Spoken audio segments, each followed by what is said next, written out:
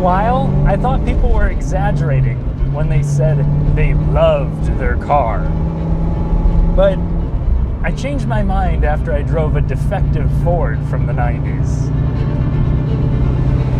I've been fortunate enough to buy a new car, drive it across country, make videos on it, track it, and just all around have a good time, but I was never attached to it. There was never real love. Not like that. But the emotions were always rational when it came to my GR Corolla. I drove it because I liked it, it was good for my job, but when I found something else that I enjoyed more, I bought it, and there was no, pain over that. I buy cars more than I buy phones, and I buy too many phones. There's just always something better. I have a great time driving a lot of them. I can feel that many are special, but when it comes time to upgrading, or if I drive something that I just happen to appreciate more, there's never any pain with that decision of moving on. That was not the case with the Mustang. This thing is just, it's a soul to me. So I want to talk about that, and I also want to process the heartbreak that I'm going through, as this is my last drive. Like, I signed the title. This is going away. As much as none of us want to hear this, let's go back to 2020. When I first bought this car, it was strictly business. My reasoning was that it was a vehicle that I could learn how to work on cars with. It was the vessel that I would use to get into drifting, and it was a bit of an experiment for the channel at the same time. But the more that I think about it, it was more so an impulsive decision to distract me from my personal life at the time. It was more of a learning experience than I think I had ever imagined, and each job seemed to be more difficult than the last when it came to prepping this for drifting and then making it better for drifting. But nobody watched the videos. It was really hard for me to keep justifying all the money that I was pouring into it. And this was on top of me still being a full-time student and then eventually a full-time employee while still running the YouTube channel. I was spread apart.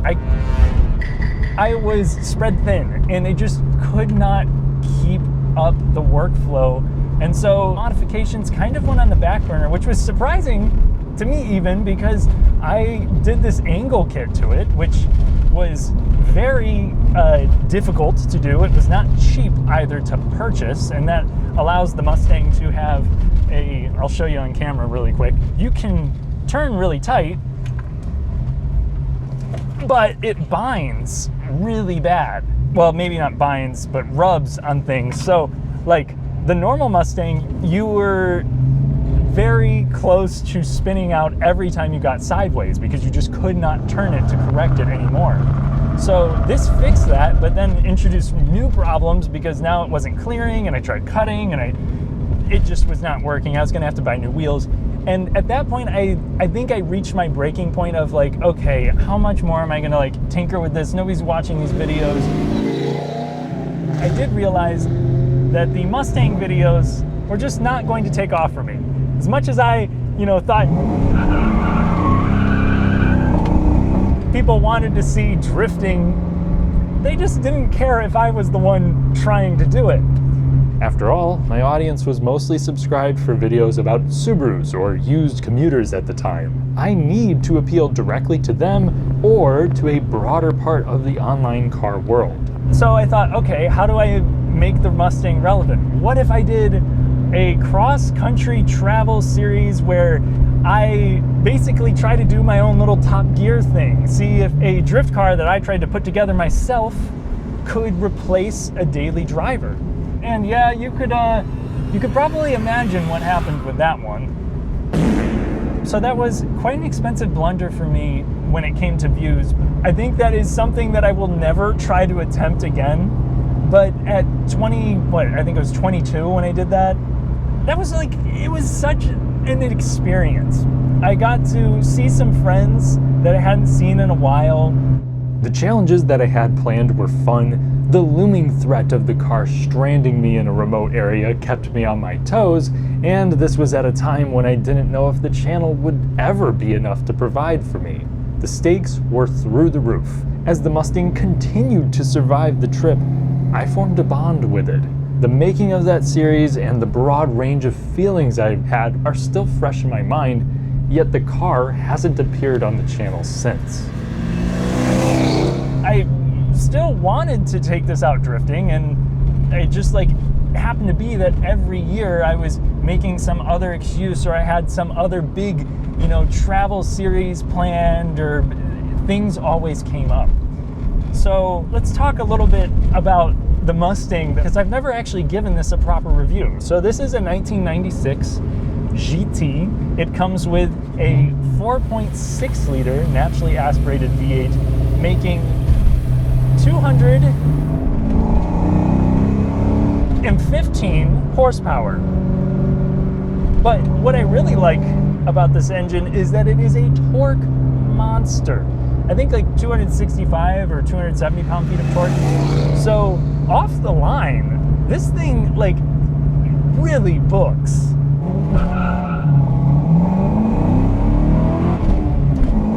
No need to rev it past 5,000 RPM. It's really right there is like the sweet spot. You drag it on too long, you're actually going to be slower. It's almost like it has the power band of a turbocharged car without lag. This is just so different from everything else that I'm used to as an enthusiast, and it does actually work for getting sideways because you have so much power available, a little bit lower in the rev range, so it can really shred some tires if you want it to. And I've also enjoyed this 5-speed gearbox. Now, one of the first modifications I did was install a short throw shifter, and I will say this transmission is pretty good. The engine is also known to be durable, so those are big selling points to me. If someone else is looking into getting a Mustang, this is a reliable generation. The feel here, you got a very heavy clutch. It's also got a long travel. It really feels like driving a truck. And then the gearbox has this notchy, masculine action to it. I would definitely recommend a short throw to kind of clean things up a little bit, and that's what it did for me. I also just like this steering with the angle kit, because not only does an angle kit allow you to turn tighter, it also gives you a quicker steering ratio. Without this, the Mustang is definitely a handful for like track driving and that kind of thing. The suspension, in stock form, granted, I'm sure everything was probably shot, so maybe not the best judge of it, but the stock ride height was very high. It was soft, and it was still not all that comfortable, but it just was so unstable. So installing some coilovers made a big difference, and now the car really does handle quite well. It's very uncomfortable. The ride, as you can probably tell through the camera, is rough. But all things considered, this is a functioning 30-year-old car that's been ragged on. The speedometer, the odometer don't work. I'm going to assume this probably has around 200,000 miles because the Carfax says the odometer hasn't worked since 2011. So I really admired this for that reason. I mean, even the AC and like the windows, the power mirrors, that all works. There's a lot of other things that don't work. I don't have ABS. And I also have an OBD2 port, but it's not functioning. So there's probably some other things that are wrong, and I just don't know about it. But if I don't know about it, does a Mustang crash into a pole if no one's there to film it? Now, what I'm less impressed by is the interior. That hasn't held up very well. Obviously, some things are missing, and then you can't really even find a good junkyard door panel because all of the good ones are taken and all the other ones are already broken. So you got brittle plastics here just everywhere. It rattles a bunch. Rear speakers don't work. I had to install new speakers up here that are fine, I guess. And the original seats are soft and squishy, but not too supportive, especially for spirited driving. That's why I opted for a fixed back racing seat, which had its own trade-offs. So my experience of commuting in this thing, which I've unfortunately done quite a bit of, is not all that positive. Again, it's also not really that good of a driver's car stock. You don't have much power, you more so just have tire shredding torque. You have a nice V8 sound, but the 3-valve 4.6 liter and especially the 5-liter Coyote V8 from Ford, those were much better engines in terms of performance. And yeah, I guess stock form, good condition, this would have been a comfortable cruiser kind of vehicle, but handling wise, it needed a lot of work in order to just be decent. The steering was super vague. It still is. There's not a bunch of feedback coming through the wheel or anything, and this is obviously going to have a solid rear axle. So this does like to hop around quite a bit.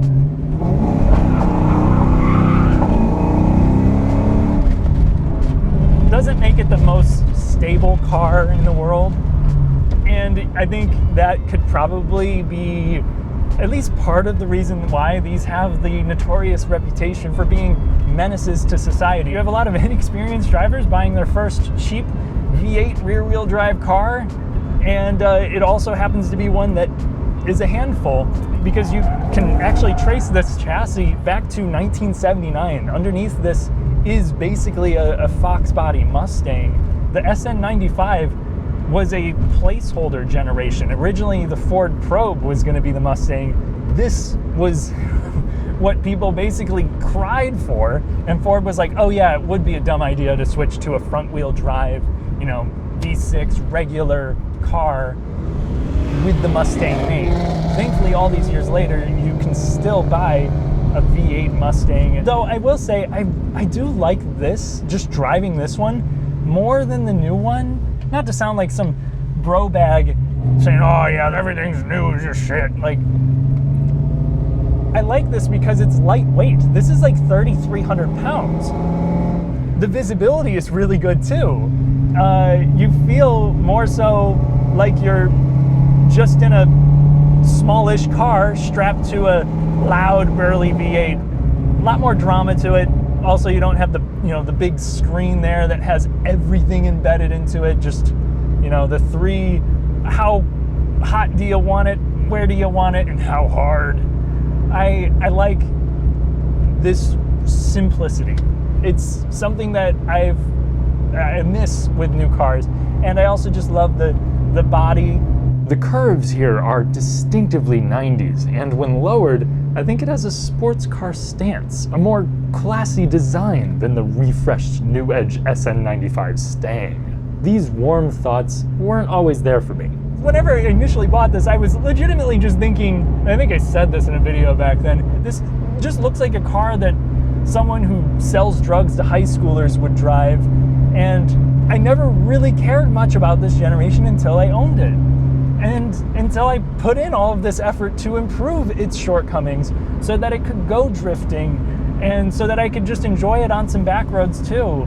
I mean, I remember sometimes like projects would take a whole weekend, or I would be staying up past midnight on something that I started in the morning basically.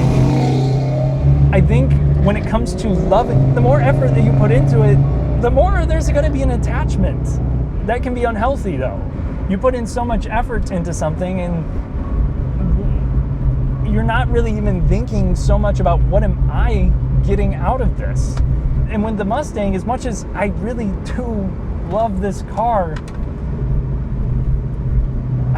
I'm not in the right space for it anymore. Occasionally, two parties might need something that the other can't provide at the moment.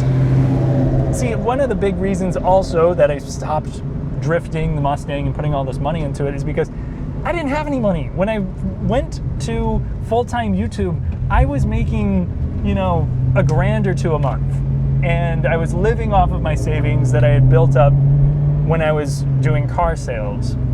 And that was dwindling. It was like now or never, and thankfully the channel pulled through, but the audience that pulled through for me wanted stuff like the GR Corolla. So when in 2023 I finally had some money, I had to invest in that kind of thing, like going and doing the track stuff with the GR Corolla, which I did not a whole lot of, but doing series with it, comparing it to a bunch of other cars, and really just continuing on the reviews. That was what was making me money. And as I age more, I see the cars aging more and a little bit faster than myself. It's hard to see something that I enjoy a lot getting old and facing the reality that, yeah, and this has 5 years, 10 at the most before it's gonna need a full, restoration of sorts. And in the meantime, I don't have the fun with it that I originally wanted to. I'm not getting the most out of it. And I'm moving now in 5 days. I'm moving to the East Coast. I'm not gonna have the space to store it. I'm not going to have the tools to fix it and modify it. And I, quite frankly, don't have the skills to do a lot of the stuff either, at least on my own. So it's just gonna become even more of a, just something that's on my mind, an emotional burden. And for what? Why am I holding on to this when I've just sold other cars in the past the moment that I don't feel like it makes the most sense for me? And that's where I came to the conclusion that I think you really can love a damn car. You really can be completely irrational. There's probably a lot of people in the comment section like, yeah, no shit, buddy. I've never felt that way. So when giving this thing up, more than anything else, more than money, I just want this to go to someone who is going to enjoy it, who's going to take it drifting, who's going to enjoy the next 5 years, or potentially maybe even restoring it. And thankfully a close friend wants to get into drifting, and I've been able to now give this car to him so he can carry the torch. I think that's about the best ending to this story that I could think of. It's time to let go. The only regret that I have is that I didn't dive deeper into drifting and modifications.